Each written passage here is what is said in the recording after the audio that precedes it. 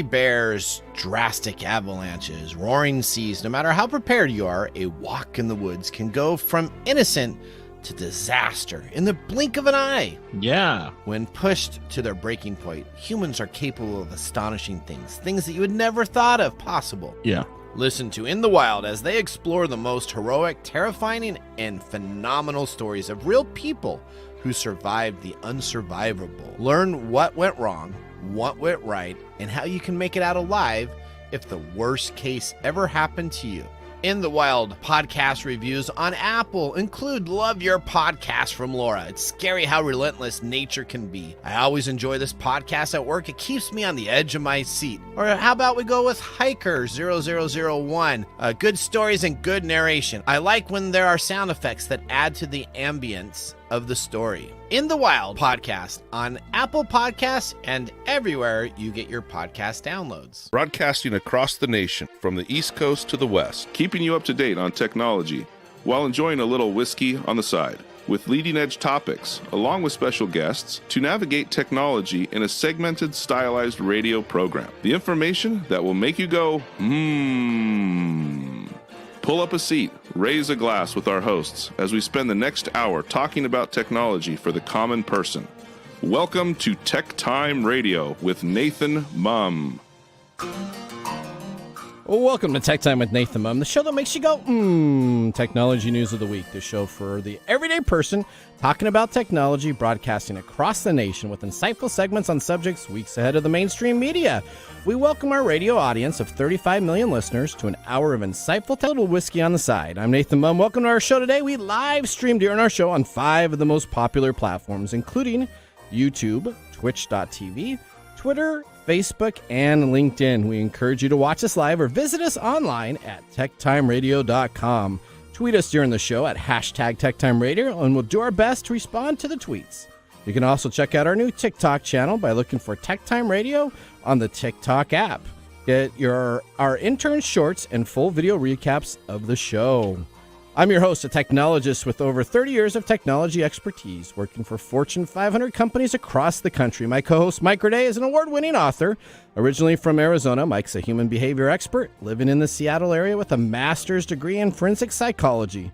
Mike helps me from geeking out while providing an insight into human behavior and how it interacts with technology. We're two friends from a different background, but bring the best technology show possible every week for our family, friends, and fans to enjoy. All right, welcome everybody. Let's start today's show. Now on today's show. All right, the first thing on today's show is Mike Raday is not in studio, so I myself am going to be taking this adventure with Odie alone. We have, though, Nick Espinoza that's going to be joining us, and so I'm sure he's got lots of expertise to add to the show also. On today's show, we're going to be talking about NASA is crashing into asteroids. It's not just a 1980s video game version, but we actually are going to be talking about what happened and what NASA did. Some groundbreaking technology used to stop and maybe alter an asteroid. The company is trying to buy Trump's Truth Social has been struggling to make the transaction of purchasing and to get an office address. We're going to be talking about that as they keep on moving offices from place to place to place. And Apple's Tim Cook is raising the question and awareness of, do we need more women in technology? What is domain shadowing, code injection, and what should a preteen use TikTok or other social media? We're going to be asking all these questions and more today with our guest, Nick Espinoza. In addition, we have our standard features, including Mike's mesmerizing moment, brought to you by Nathan. That's going to be interesting. We have This Week in Technology, the technology fail of the week, and a possible Nathan nugget. Finally, our pick of the day whiskey tasting and our Mark's mumble. So sit back, raise a glass, and welcome to Tech Time with Nathan Mumm. As always, we'll have our whiskey tastings during the commercials to see if our selected whiskey pick gets a 0, 1, or 2 thumbs up at the end of the show. You're going to want to make sure you listen all the way through to pick up some interesting facts on Mark's Mumbles that will make you go, with the whiskey facts of the week. Now it's time to start the latest headlines in the world of technology. What's happening in the world of technology? This is our top stories in the first 5 minutes. All right, story number 1. Apple chief executive Tim Cook says there is still not enough women at the table in the world's tech firms, including his own. In an interview with the BBC, Mr. Cook said technology will not achieve nearly what it could achieve without more diverse workforces. He said there's no good excuses for the lack of women in the sector, including his company. He also then said that he thinks augmented reality, AR, and the concept of the metaverse is profound. In the future, people will wonder how we lived without AR, he said. We're investing a ton into that space. Augmented reality is the mixture, again, of digital content and the real world. A very simple example might be using the phone on your camera to insert virtual furniture before you buy it, to see how it might look in your house and to have a better perspective. The metaverse is a concept of entire virtual worlds, and big tech is invested heavily in this race. Will it be Apple, Facebook, or /Meta, or somebody else? Who is going to win this revolution of creating a virtual environment? Let us know by giving us some feedback. Send us an email at host@techtimeradio.com on your thoughts of what the metaverse is and who will take the leadership in that. All right, story number 2. This is where Mike Corday would normally talk. So, hi, Nathan. Okay, that's what he'd say. Now, it's a NASA type of deal since he's our space guy. NASA just crashed a spacecraft into an asteroid. One of the most common doomsday scenarios is an asteroid crushing into Earth that will kill all of us, or maybe the dinosaurs, or maybe nobody at all. But we are now not in immediate danger of getting killed by an asteroid. But NASA used this time to try to knock out a random passing space rock. And it was successful in doing so. Now, we don't know if it's altered the course yet or not, but they did hit it with success, hitting it at the speeds of 14,000 miles per hour. They essentially sent NASA's double asteroid redirection test, which is known as DART, into an exciting stage yesterday when they actually banged into the asteroid itself to see if it will make it move. So why did NASA strike it? Basically, it's to see if we are successfully able to avert Armageddon, and if we can actually need to knock something out of the way in the coming future. Exciting times for mankind indeed. We might be able to successfully save the world if an asteroid threatens it. So fans of Earthstorm 2006 or Deadly Skies movie, The Apocalypse of 2007, Meteor Storm 2010, or Edge of Tomorrow 2014 fans are going to be a little upset if we can actually alter and change the end of the world scenario movies you all love. All right, story number 3. The shell company trying to buy Trump's True Social digital world has been struggling to get its buyout deal with Trump's social network over the line, but it has changed its headquarters address from the WeWork that it currently had to a mailbox at a UPS store. That's right, the company or shell company trying to buy Trump's social network has changed its headquarters address to a UPS mailbox. The company that's trying to buy Trump's True Social app has switched its headquarters, has switched its negotiation, and is unable to communicate directly with anybody from the press. Digital World Acquisition, or so-called blank check company, is not only struggling for an office location, but it's also to close the deal for Truth Social. A staff member at the UPS store now confirmed the Unit 450, which is specifically in line for Digital World's new headquarter address, is one of its mailboxes. So that's right. If you're in 3109 Grand Avenue, Miami, you can go right now down and visit the virtual headquarters or the mailbox at Unit 450 of the UPS store for Digital World's new headquarters. Trump announced earlier in 2021 he wanted to create his own social media app after Twitter, Facebook, and YouTube barred him from the Capitol siege on January 6, 2021. Trump has repeatedly criticized the platform for removing his accounts and accused them of violating his First Amendment rights. So he created this own True Social network, which has considerably less users and are dropping by the minute. As Sam Beckett would say in most episodes of the sci-fi show Quantum Leap, oh boy. All right, story number 4. Russians' campaign spent $100,000 on an anti-Ukraine propaganda, Meta says. So Meta, essentially Facebook's headquarters, says that it has disrupted, I'm sure glad that they've helped out, a sophisticated Russian influence operating essentially across social media platforms, including Facebook and Instagram, as well as Twitter, YouTube, Telegram, and even LiveJournal. And a new report essentially says Meta influenced the campaign and was actually looking at the sprawling network of more than 60 fake websites. We're going to be talking about this and coming up in just a little bit on our next segment with Nick. In a bid for borrowed credibility, some of those sites impersonated mainstream European news outlets like The Guardian and Bild and many others. The social media accounts within the network shared spoofed articles from these news outlets, mostly criticizing Ukrainians and the Ukrainian refugees, and essentially a pro-Russian comment. Content in the spoofed article was produced in English, French, German, Italian, Spanish, Russian, and Ukrainian, among other languages. So now, is this the world's most complex Russian organized operation to disrupt the social media network since the beginning of the war in Ukraine? Well, we're going to talk about that. But Meta says that they have come to the challenge to make sure this won't happen moving forward. I'm sure they probably took some of the money first off before they actually took a look at this, but we'll see about that. More precise details of the campaign has been shared with misinformation research groups, and more information should be shared later, Meta said. All right. Those are our top stories in the first 5 minutes. Up next, we have our segment, Ask the Expert, with our guest, Nick Espinoza.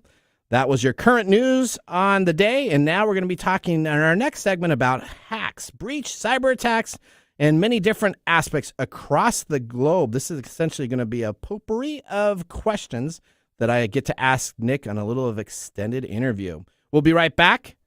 You're listening to TechTime Radio. I'm your host, Nathan Mumm. Hey, Mike. Yeah, what's happening? Did you know for every $1 spent on email marketing, you receive $36 in return? That's pretty awesome, right? Yeah. But it's all so complicated. All those advanced tools and features, you don't know how to approach them at all. What if there was an email marketing platform where you don't have to rack your brains to get started? A tool that's not overloaded with unnecessary features you don't want to pay for, and, believe it or not, has a support team available 24/7, even on the free plan. There is a solution, Mike. Let me introduce you to Sellzy, a tool that makes email marketing as easy as 1, 2, 3. With Sellzy, you can launch your first campaign in 15 minutes. No coding required. A very easy to use, intuitive email builder with over 300,000 gifts and stickers to choose from, and 500,000 plus free stock images, a customizable countdown timer, and more. Create emails for any business goal, from e-commerce to nonprofits. Easily create automated email sequences for your business. Get 24/7 support via chat, email, and phone, even on the free plan. Sellzy has just launched a special deal. You can now get a lifetime access to all Sellzy features for just $49. All the core features, unlimited emails, automation, segmentation, advanced analytics for the price of 10 lattes. Sellzy is the easiest way to start selling with emails. Try it now. Click the link in this episode description on TechTime Radio to get that special deal. No commissions or hidden fees. To learn more information, visit them at the simple and easy site to remember. Just go and visit Sellzy.com. That's SELZY.com. The easiest way to send emails. Welcome back to Tech Time with Nathan Mumm. Tech Time Radio is the weekly hour technology show that talks about current technology in a simple format without having to geek out. Brought to you by myself, Nathan Mumm, and Mike Gorday, who is out on vacation. Hopefully be back in the studio next week, where we'll be excited to have him return. We just had our first whiskey tasting, though, during the break. And now let me tell you about what we're sipping in our pick of the day during the show. We have chosen, Odie and I, Odie's going to come in and taste this because she always tastes it. We got the Beer Moon Spirits American Whiskey, $17.99. So this is the college price, right? Under $20. We got 90 proof. Bear Moon Spirits trace its root to the inspirational serenity of the wilderness of Sonoma County, where the American black bear have called home for millennia. They have released a whiskey that is light and smooth. Their goal is to bring this Bay Area selection to the ultimate premium quality spirit to the consumers, while maintaining a premium price point. The company is Dynasty Spirits. It's unknown distillery, but bottled somewhere in San Francisco, California. Classification American whiskey. No age stated. It is 90 proof. Mash bill is undisclosed, and the price again is $17.99 for the 750 milliliter. What did you think of it, Odie? You know, honestly, when it went in my mouth and I swallowed it, it went down really smooth, but the scent went up my nose and lingered there for a bit. So I don't know how I feel about it. You know, maybe if we keep it out and breathing. Yeah. You know what? It's not the worst we've ever had on this show. No, and I did enjoy it because it was smooth. I did enjoy how it went down, but I don't understand what it smelled like. You know, when you walk into a movie theater and it's just that popcorn smell. Yeah, it does have a corn smell, doesn't it? Yeah, it stayed in my nose and just that musk. All right, yeah. All right, well, we'll see if this gets 1 thumbs or 2 thumbs up at the end of the show. Well, right now, after we got that, we're going to get ready to bring on our guest. This is Nick Espinosa. He's joining the show. He's an expert in cybersecurity and network infrastructure. Nick Espinosa has been consulted with clients ranging from small business to the Fortune 100 level. In 1998, at age 19, Nick founded Windy City Networks, later acquired in 2015. He created Security Fanatics, where he's the chief security fanatic. Let's welcome Nick to our video stream to start our next segment. Welcome to the segment we call Ask the Experts, with our TechTime Radio expert, Nick Espinosa. All right, we are excited. Nick, we got an extended version here. Without Mr. Gourdet, I got through those stories pretty quick, so there's nobody to banter with. So we got lots of now.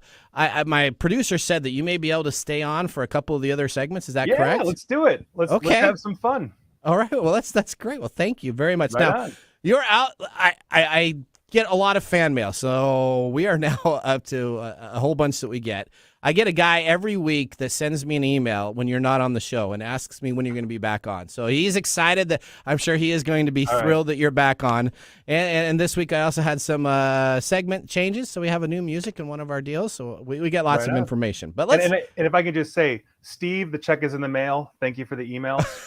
So yeah, I think his name is actually Leonard, but if Steve is related to Leonard, then I think it's Leonard like 93 at yahoo.com, but I don't want to put his email out there. No worries. I'm pretty sure that's actually it. But okay. Yeah. Maybe Leonard won't send me an email, but he does. He's like, "Where's Nick again?" I'm like, "Okay, well, now Nick, here I am. Let everybody know you don't live in the Seattle area because we're a Seattle area show. Where do you live again to remind everybody? I live in the Chicagoland area. That's where Chicagoland. So you're like mid. So you're in Eastern. Are you on Eastern Central? What's your time? So we're in Central Time. We're on the border of Eastern. Okay, perfect. There you go. Just drive into Indiana and Eastern Time it is. You know. There you go. All right. Well, glad. And you were speaking the last couple weeks at a couple trade shows and a couple big events. Yeah. I've been to Colorado, Alabama, Ohio. I'll be in Halifax, Canada in a couple of days, speaking at another conference, and then back in Ohio next week. So it's been a pretty busy month. Okay, there you go. Well, hopefully you can enjoy some time at home and definitely enjoy some whiskey. Now, I hear you have a whiskey. What's your whiskey that you're sipping right now? So yes, I have the Nika coffee grain whiskey. Okay. It was given to me by my friend Kevin, who is very good at Japanese whiskeys, and it is fantastic. All right, we're going to have to I think we may have had that on earlier in one of our shows, but I'll have to take a look at that.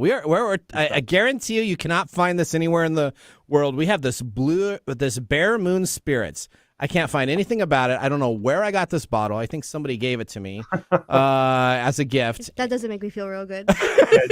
It has a screw top, which is normally an absolute no-go. But it's not as bad as I thought. I was really expecting to be. So I had an ex whose family is from Kentucky, and we'd go down to Kentucky, and we would just get like mason jars of alcohol, just like straight up Kentucky moonshine, and it was fantastic. Well, I got a next door neighbor. He makes moonshine. I'm not allowed to say his name, but he makes moonshine. Well, he's your next door neighbor. He's my next door neighbor. You can say his email address on the air. I mean, we're doing that. There you go. But let me just tell you, this guy is amazing with his alcohol, and he's got some type of old school recipe, and he's got steins all over everywhere. You know, there's kind of the back of the hills in our little area. We got these 5 acres, so he kind of hides it back there. But let's talk about technology. I think you're going to be excited about some of these questions that we have. I got your favorite social media application on this list here, TikTok, too, so I'm sure you're going to be great. But let's start out. We talked in the last segment kind of about domain shadowing, people impersonating domains. Domain shadowing is becoming more popular among cyber criminals. Domain shadowing is becoming one of the most popular items that they can use. This threat analysis at Palo Alto Networks, Unit 42, discovered the phenomenon of domain shadowing might be more prevalent than previously thought, uncovering 12,197 cases while scanning the web between April and June of 2022. All right, Nick, what is domain shadowing? Yeah. Well, first things first, my favorite social media platform is actually Friendster. I'm one of the last 3 people on there, just keeping it down. That will come back. I'm telling you, it's been misunderstood. Now, with that, let's talk about domain shadowing. Now, this is kind of it's a type of a DNS hijacking where the criminal actually breaks into the domain but doesn't actually change anything on the domain. Instead, they create what is called a subdomain, and they point it typically somewhere malicious. Now, for those in the audience that don't really understand DNS, and I am not getting technical on here on the show here, DNS is basically the protocol that matches a numeric address called an IP address to what we see when we type in a web browser. So, for example, if I go to techtimeradio.com, as you all should daily, DNS is basically what matches techtimeradio.com to its numeric IP address. So you see TechTime Radio in your browser, but you're actually going to this block of numbers called an IP address. So if I hack into the DNS provider for techtimeradio.com, and I won't, providing Nathan keeps basically paying my bills,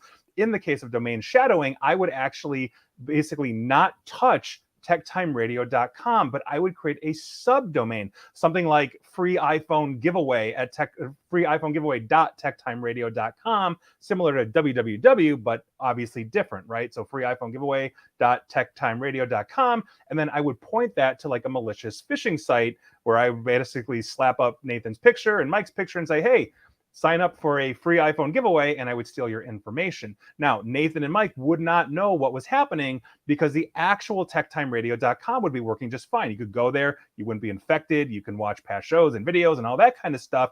And Google, the large search engine, would eventually find it and basically publish that out there as well. So as people start Googling for TechTime Radio, that's a potential hit that you might click on because you're like, oh, I like TechTime Radio and they're giving away free iPhone. I didn't know about that, or I forgot to hear about that on the air. You click it and here we are. That's in a nutshell essentially what domain shadowing is. So it's really, so that's a great example. So it's essentially taking a known website like MSN.com or Yahoo.com, or finding a way to create a directory underneath there where you can hide information and actually have it so that you're sending it out. And that way, spam tools and other DNS tools already know, well, hey, techtimeradio.com is good, or yahoo.com is a known site. I don't need to block incoming traffic from that site. I'll let it come on in because it must be good because we know that their main master site has been there for a long time. It's been validated. Right. And that's exactly right, because you're going, like, let's say it's, I don't know, you buy tractors for a living and you're going to tractorsupply.com or whatever it is. You know, if I spin up a fake, tractor giveaway.tractorsupply.com, if you're going there constantly, again, your firewalls, your threat detection systems are not going to see that necessarily as malicious because these things are always retroactive.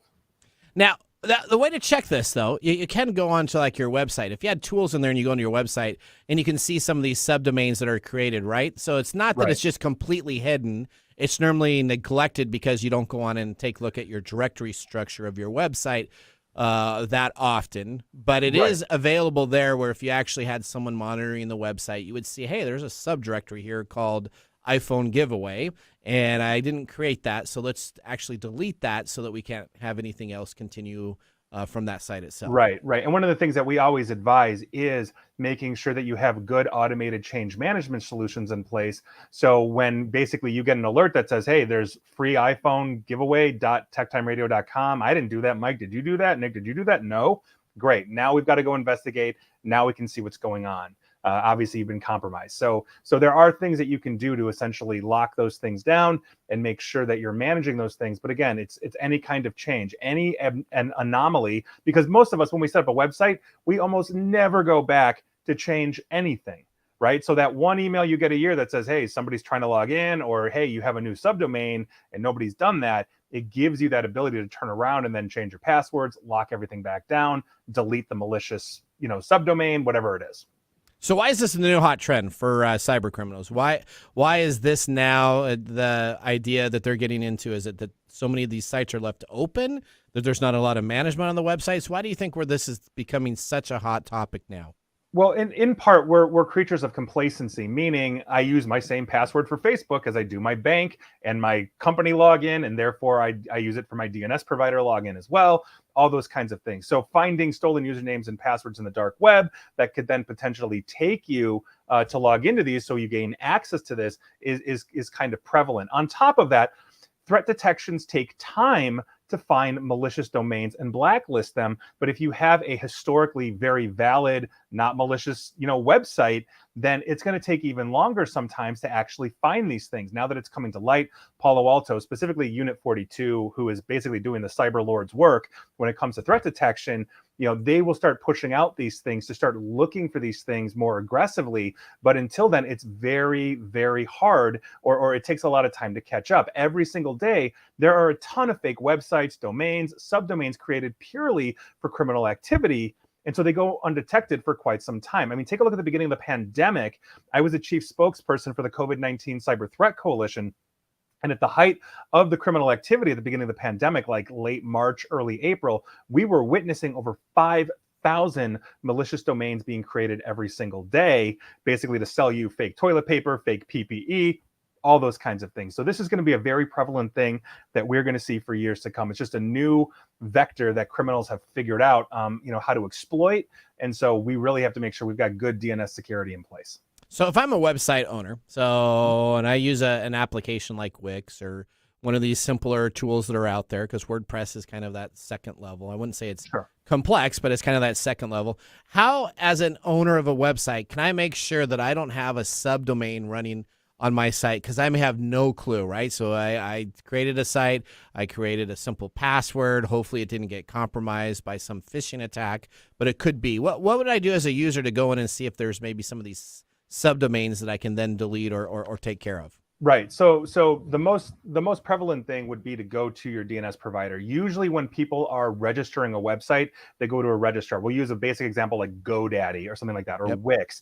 They're going to give you controls that say, hey, here's everything in your DNS. This could be how you're routing your email. This could be going to your www.whateveryourwebsite.com. And so you can go through and look at that. Now, a lot of these will also give you alerting for things like change management, as we were talking about before. So if suddenly you create a subdomain, basically you'll get an email that says, hey, like there's a new subdomain that's been created on yourdomain.com. Did you do this? Just, hey, giving you a heads up so you know. There are other things that you can enable as well, like multi-factor authentication. There are monitoring systems as well that you can buy if you're a larger business, but just for the everyday person that says, hey, I've got a website and I'm putting this up. A lot of them are not going to be buying these kinds of things, which is why understanding this change management, I think, is incredibly important, because if we don't know, or we're not keeping an eye on these things, we have no idea how long we could potentially have something malicious on there when our username and password has been compromised. And that's the other core part, is use good passwords. Do not reuse passwords, because you never know when they're going to get compromised and on what platform. So if you have the same password, for your DNS provider as you do for Facebook, as you do for your bank, please go ahead and change that as soon as humanly possible, because something like 20 to 30,000 Facebook employees can read that password if you didn't know. So this is a huge, huge thing, but change management, I think, is at the core of this. So the best thing, I guess, to tell everybody is that make sure you enable multi-factor authentication. I know every website has that, and so that gets an alert. And when I try to log on to TechTimeRadio.com, there's a secret URL I have to use, which is not the common WordPress URL. And then you actually get a confirmation that I have to type in my 6-digit code on my phone to ensure that I can actually log on to the site itself. So make sure they're pretty simple. I think every website has at least multi-factor authentication enabling. If you have a website hosted by someone that doesn't have that, get off and go to someplace else that provides those services. I will not use any kind of infrastructure provider, like a hosting provider, that does not give me the ability to enable the basic multi-factor authentication through like an authenticator app, or have the ability to tie into an identity management platform. And that's more of a business thing. But yes, multi-factor authentication is table stakes at this point for anything you're doing infrastructure, because it's so easy to hijack or attack usernames and passwords without multi-factor authentication. All right, so let's move on a little bit. This is a little bit technical now. We're going to talk about firewalls and different items. So Sophos warned today that a critical code injection security vulnerability in the company's firewall product is being exploited in the wild. Sophos has observed this vulnerability being used as a target for small, specific organizations, primarily in the South Asia region. The security software and hardware vendor warned users. Nick, what is code injection to a firewall or network device? Yeah, first things first, this is why we drink. in cybersecurity. This is why we have our own dedicated wing at Alcoholics Anonymous, is because of these kinds of things. So basically, in a nutshell, if we're talking about this, code injection is a term that is basically used to describe attacks that simply inject code into an application, platform, or operating system. That's basically it. The injected code is then interpreted by the application, and then therefore changes the way the program kind of executes or runs. So in the case of a firewall, like Sophos' firewall, or a network appliance, let's say like an advanced wireless access point or level 3 switch, all those kinds of things. This could be as simple as a Comcast home router too, right? So so if we're trying to bring it down to the everyday level, I mean, this could be a Comcast network device that you have. Correct. Any device that you have to plug in to get the network from the main central source into a house, a business, or work environment. This is the type of device we're talking about. Right. So that was my next point, but yes. Okay, sorry. Home and business. Start with business. But the point is that essentially, if you're looking at this in the way these things execute, it's very similar to using other types of injection attacks, like against databases, those kinds of things. So you get basically to an open field, like a username and password, where you can get to type things in. And then instead of typing in a username and password, you basically insert malicious code into the field. And if there's the vulnerability is there, the firewall or modem, Comcast modem, whatever it is, will actually accept that code and then execute the code within the device that then alters basically how it's operating. So for example, if I'm talking about, let's say, like a business or even home, if I browse to like a portal web page for, let's say, my company's VPN, where I see the username and password and all those kinds of things, if those fields are insecure, meaning they're vulnerable, like let's say the Sophos vulnerability that they have, instead of just typing in that username, I'm going to type in that code, and then the firewall might just let me in, or it might shut down, or it might open something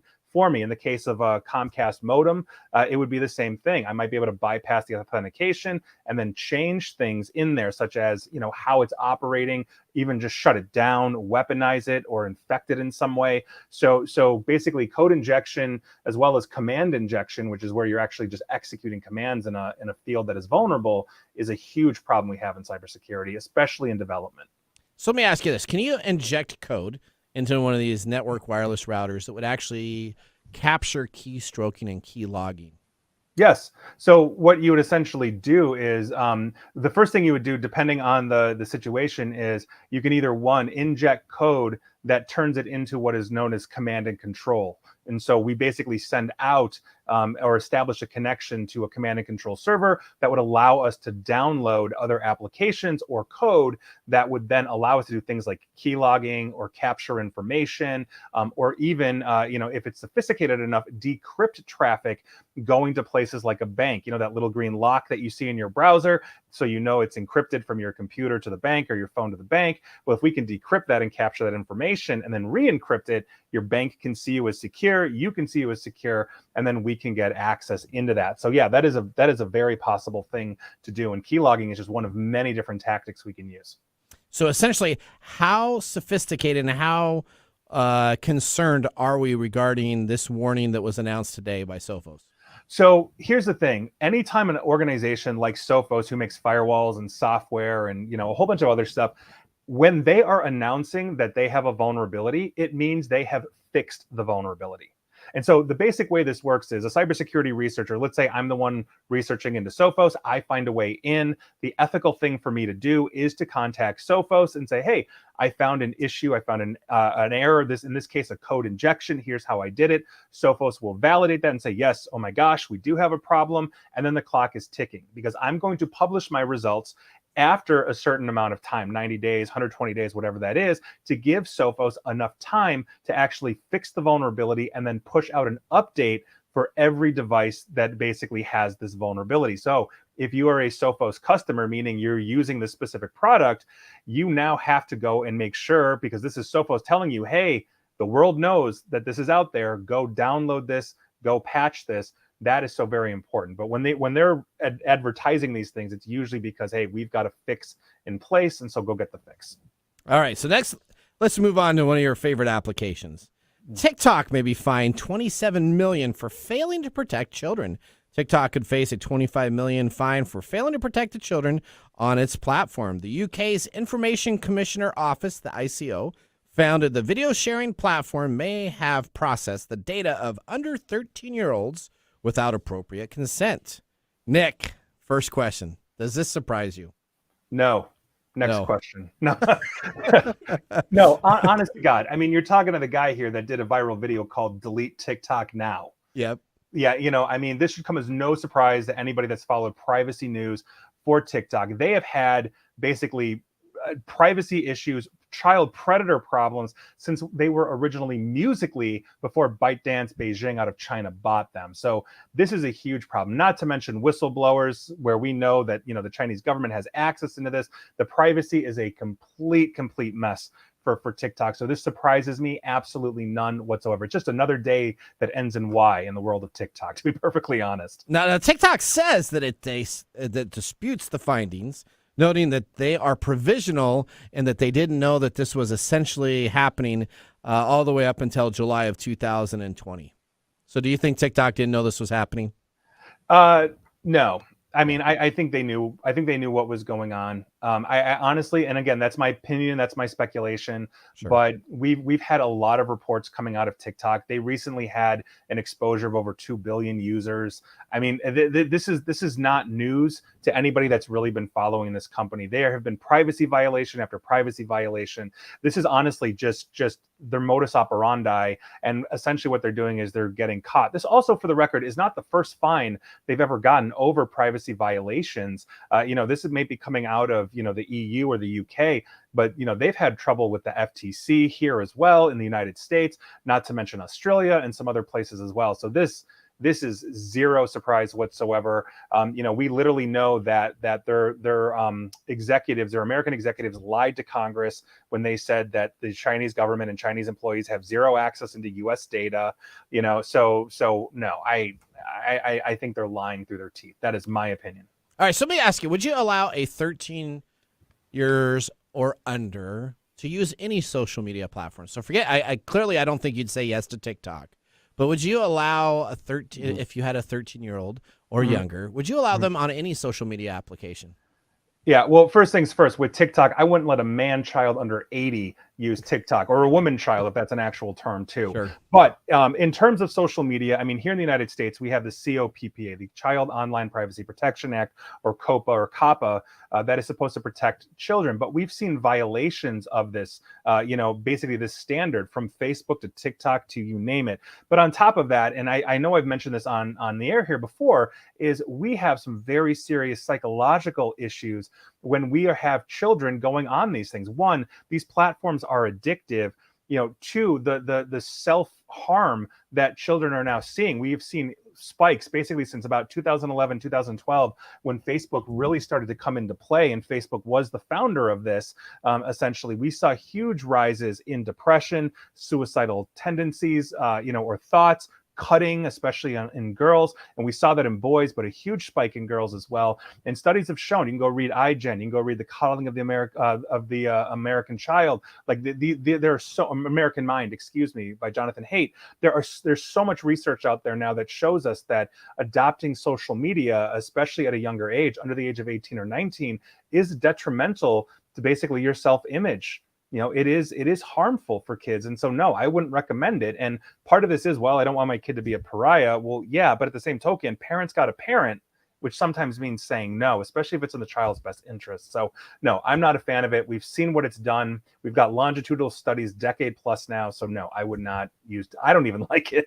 It's just a necessary evil in my life, I understand. All right, last question, and then we got other stuff that we got to move to. But let's talk about this. Interpol seeks an arrest for a failed crypto firm boss, Do Wan. Interpol has asked law enforcement agencies worldwide to find and arrest Do Wan, founder of the failed cryptocurrency Terra.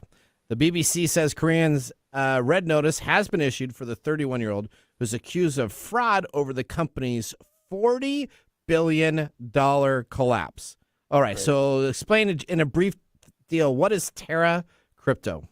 Yeah, so Terra is an interesting one compared to like a lot of the other cryptocurrencies out there, because Terra is one of those ones that was, probably not is anymore, now known as what is called a stable coin. Now, a stable coin is basically designed to maintain a fixed price peg, so it makes it attractive as a safe harbor for investors. And without getting too deeply technical into this, here's a quick history. So basically, Terra, the stablecoin cryptocurrency, had a bifurcation, and due to the split, the original version was expanded to offer support for developers of stable coins to basically, try to attract, investors. Now, the other cryptocurrency that they split into was one called Luna.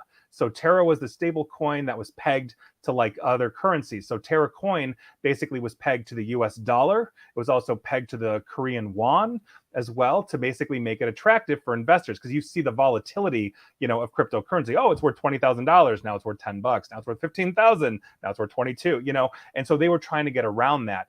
Luna was the governance side of that platform to basically try to validate the blockchain for everybody. And so it obviously did not go as planned. There's a lot of fallout, and the whole point of this was essentially to try and attract investors who had lost money basically in the market downturn like a year or two ago, when we saw crashes in cryptocurrency and everything was going down, and vice versa. The goal here was to maintain trust and restore trust, in the stablecoin environment, and that obviously did not work.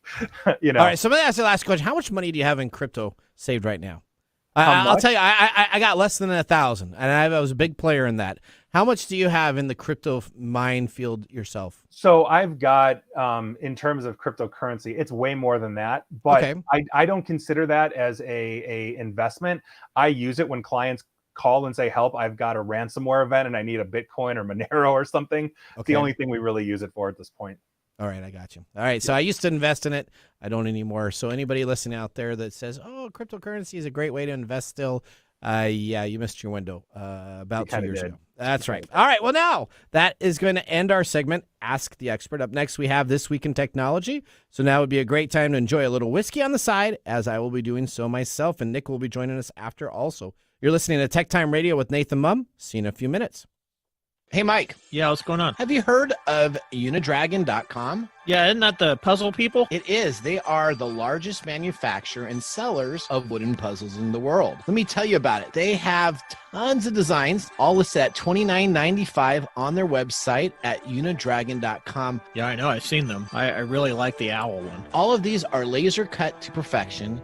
Instead of those old traditional puzzles that you get that are done on cheap cardboard backings, these are all done with wood cutouts, laser cut.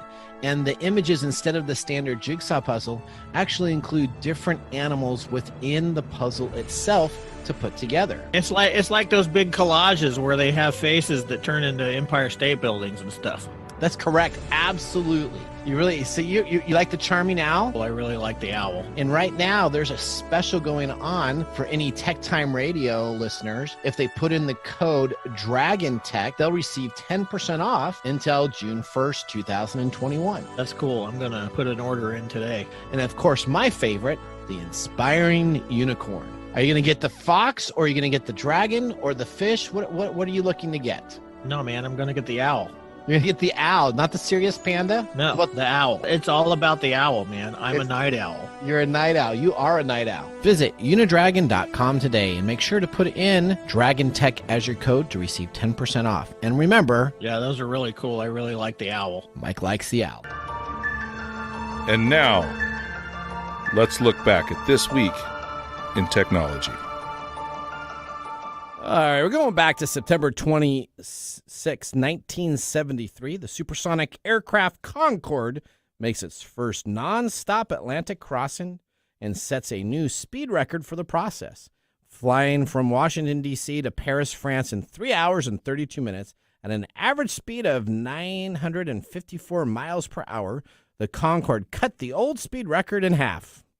But on July 25th, 2000, Air France Flight 4590 crashed shortly after takeoff with all 109 occupants, and 4 on the ground were killed. The only fatal accident involving the Concorde essentially put the commercial services and suspended it until November of 2001. And at that time, the Concorde aircraft decided to retire in 2003 after 27 years of commercial operations.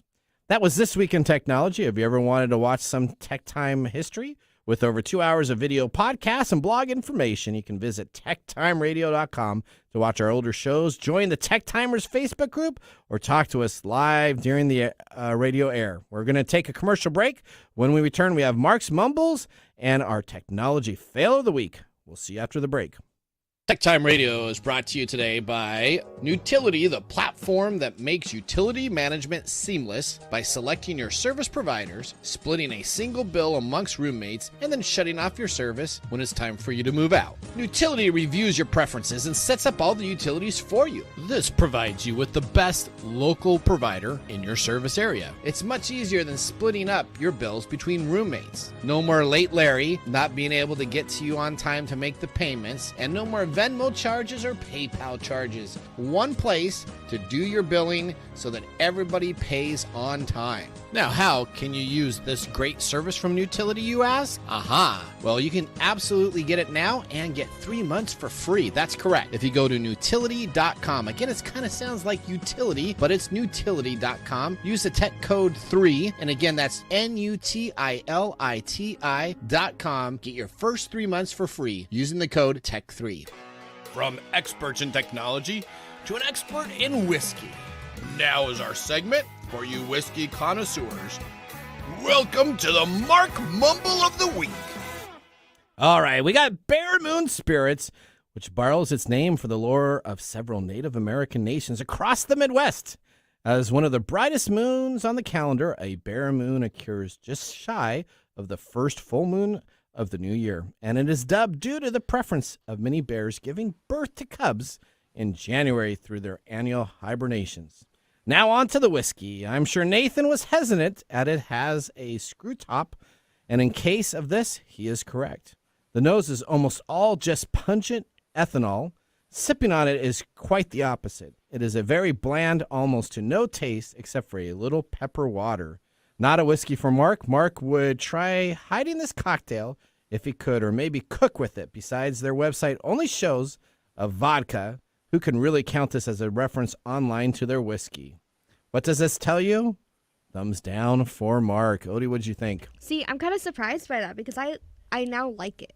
You now like it? Yeah. I almost asked you for another shot. Like, I did enjoy it. It's not bad. It's not bad. As it's sitting out here, that first smell that kind of went on up into the nose. Also, the pepperwood, whatever that was, exactly what I was feeling. It is. Yeah. And it's $18 for the record, right? Exactly. Yeah. So I mean, I could mix this in a little bit of a drink. I've had an old fashioned with this, or a little bit of syrup, Yeah, a little you bit. can't argue. Yeah. With it. Yeah, no, And after the couple it's not more Canadian sips, Miss it's not type. gonna Let go me tell bad. you, it's way better than that. Oh, speaking of which, did you hear the inventor of $2 Chuck died? Oh, I did not know that. Yeah, he died. So you can pour out a few of those because they're cheap for him. But Well, let me just tell you, Trader Joe's is not the place to get your whiskey. No, Because sir. my wife goes there and she buys stuff, and she's like, "We should try this. You should try this." It is some of the yes, okay. we have an amazing liquor store in our area. It's called Binny's. Yeah. It is enormous. It is always top shelf. I want to have my ashes scattered there. It's amazing. No, I go to the Wines and More. I do enjoy the Wines and More because they got so many horrible whiskeys that you can kind of browse around. That I kind of like that. So that's kind of the person There I you am. go. All right, well now let's move on. Thank you, Mark, for that mumble. Now it's time to move to the Elderberry Boost -com Technology Fail of the Week. That is why you fail.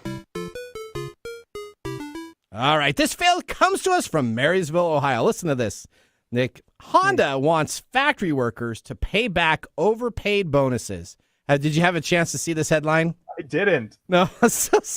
Honda wants factory workers to pay back its overpaid bonus. Honda sent an email to employees at the Marysville, Ohio auto plant yesterday requesting the repayment of overpaid wages. Workers at the plant, which includes the Acura Integra, Honda Accord, the Acura TLX, and the Honda CR-V, will have to repay the bonus payment mistakenly made by Honda. The reason for the error was a computer glitch, in parentheses, but the overpaid wages could prove to be a hardship for the employees of the plant. This can present a real hardship to workers who need to pay their bills. Workers are used to getting bonus and payments all the time from Honda, so they did not expect to pay this portion back. Times are hard for a lot of folks, and extra money can go a long way. Now that the extra money for a mortgage, a car payment, or something needs to come back, Honda is in its legal rights to request for the overpayment, and there is no recourse for the workers and their wages. The mistake of overpaying employees has no penalty, and Honda is handling the situation as good as it can, even if it presents challenging situations to its workers. Under the Fair Labor Standard Act, overpayments can be recouped by the employer.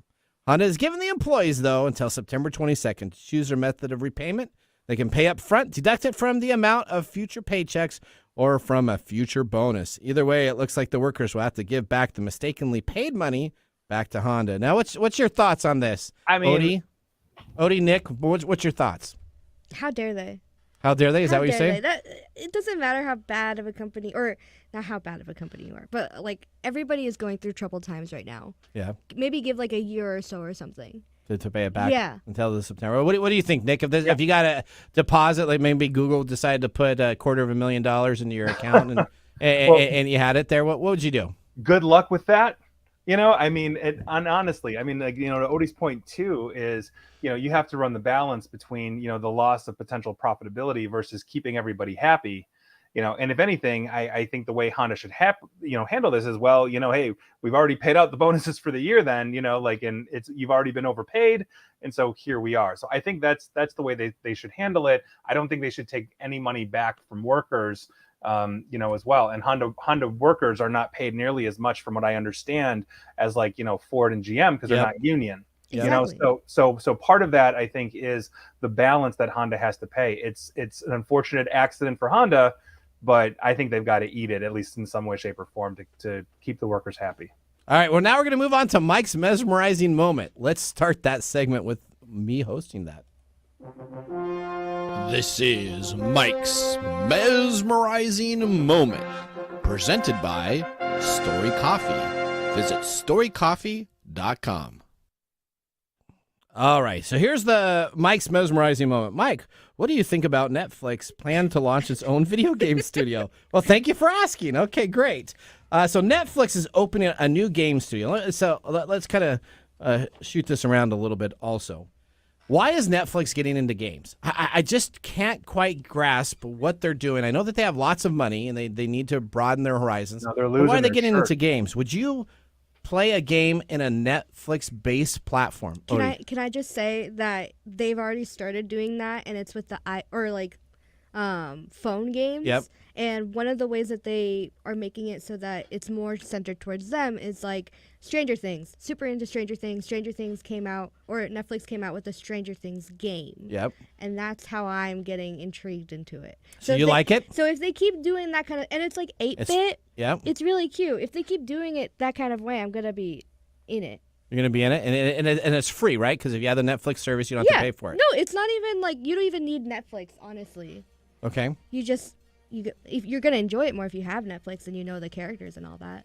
All right. So, Nick, what do you think about that? Netflix opening a game studio. Yeah, so they're bleeding left and right. We have a huge playing field now with the Hulus and the Disney Pluses that are taking chunks out of the once dominant Netflix. And so they are trying to keep people in their ecosystem. I think in the long run, that ship has probably sailed for them, but we'll see where it goes. And to Odie's point, if you're really into, Supernatural or any one of the other big things that they have, and I cannot remember the name, Stranger Things, then you're going to go. But I think this is a gasp from a company that is having serious trouble right now. That makes sense. All right. Well, now we got to get to our pick of the day, Odie. So we had Mark say that this stuff was not even worth using for cooking oil, but I'm going to change my mind, and his mind hopefully soon too. I give it a thumbs up. I'm giving it a thumbs up as well. You give it a thumbs up? Yes. Nick, how is your whiskey tasting? You give your whiskey a thumbs up? 2 thumbs up, my friend. 2 thumbs up. All right. Okay, here we go. Well, remember, the science of the tomorrow starts with the technology of today. See you guys next week. Bye-bye. Thanks for joining us on TechTime Radio. We hope that you had a chance to have that moment today in technology. The fun doesn't stop there. We recommend that you go to techtimeradio.com and join our fan list. for the most important aspect of staying connected and winning some really great monthly prizes. We also have a few other ways to stay connected, including subscribing to our podcast on any podcast service, from Apple to Google and everything in between. We're also on YouTube, so check us out on youtube.com/TechTime Radio, all one word. We hope you enjoyed the show as much as we did making it for you. From all of us at TechTime Radio, remember, Mumm's the word. Have a safe and fantastic week. Every night at 8, the finest in contemporary and classic radio theater entertainment. Drama, comedy, suspense, Okay, hello. adventure. When you need